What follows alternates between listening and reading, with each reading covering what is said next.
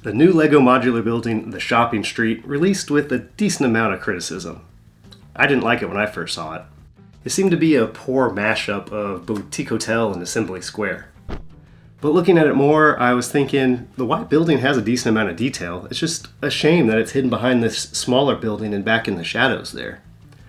So I thought, what if I took it and rotated it over to the right side, and took this building and rotated it over the left side, and switched over that bridge walkway? Well, that's what I did. I present the shopping corner alternate build. Now the grandeur of that white building is on full display, and that impressive tower is front and center. Before we take a closer look, I wanted to say that I did make instructions for this that are for sale on Rebrickable, and I'll leave a link in the description if you're interested. I'm really happy with how this all build turned out. It only uses pieces that are in the set, and actually it uses all of the pieces in the set, meaning you won't have any extra pieces left over. I love it when that happens.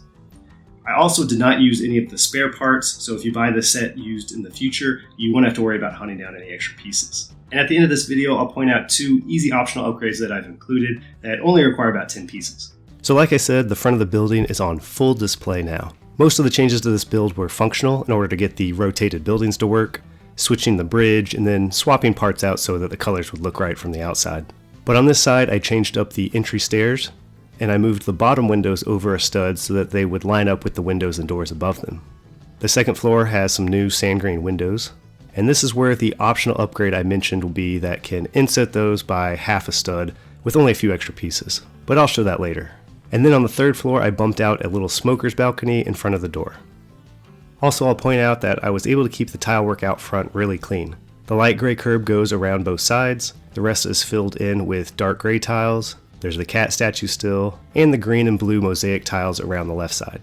For the shorter building, I switched the side windows to the alley side so they wouldn't just be up against the modular building you put next to it. And as you can see, the bridge obviously goes to the right now, connecting it to the white building. The alley was there on the original set, but I brought it out just a little bit, and I think I like it better this way. It kind of reminds me of the detective's office. And then up top, we still have the roof garden and pigeon coop. I moved the window with the bird mailbox to the side of the white building, along with the green ivy, so that it wouldn't just be a big blank white wall to look at. I guess the inhabitants have to crawl out the window to reach the rooftop now, but that's still pretty realistic, and it makes it seem like they aren't really supposed to be using that rooftop like they are. Around back, we see it's still nice and clean. I moved this large window from the small green wall over to the rear one, again so that it just wouldn't be up against whatever modular building you put next to it. And you can see the staircase through it.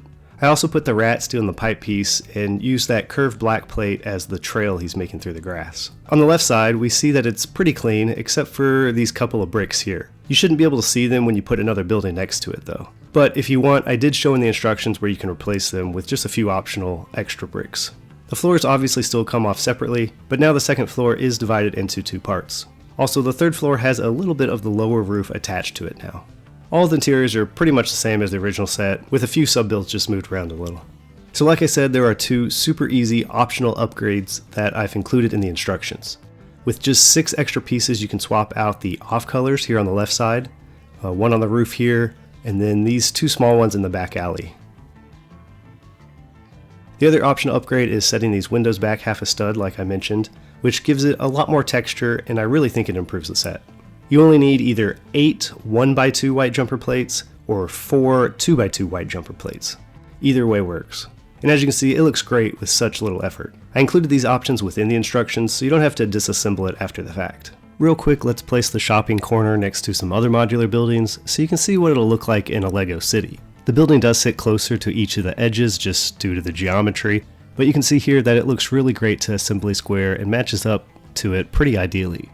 Here it is next to the bookshop. Looks pretty good. You can see how that lower building sticks out a little bit like I said. Parisian restaurant looks pretty great on the right side of it.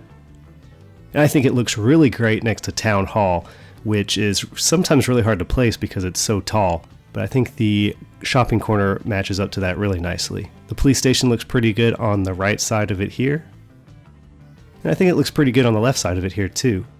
But you will see that if you want this orientation, you would want to replace those bricks with some tan bricks on the side of that shorter building. But in this orientation, the shorter building does let you see that advertisement on the side of the police station, which oftentimes gets covered up. And here it is next to the brick bank in the detective's office, and I think it looks pretty good next to both of those as well.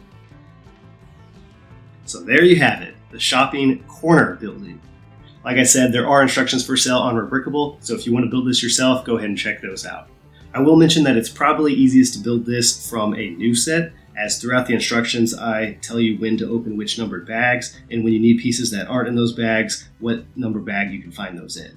So like I said, it's probably easiest to start from a new building. Anyway, I hope you liked my creation. Definitely let me know what you think about it in the comments, and I'll see you next time.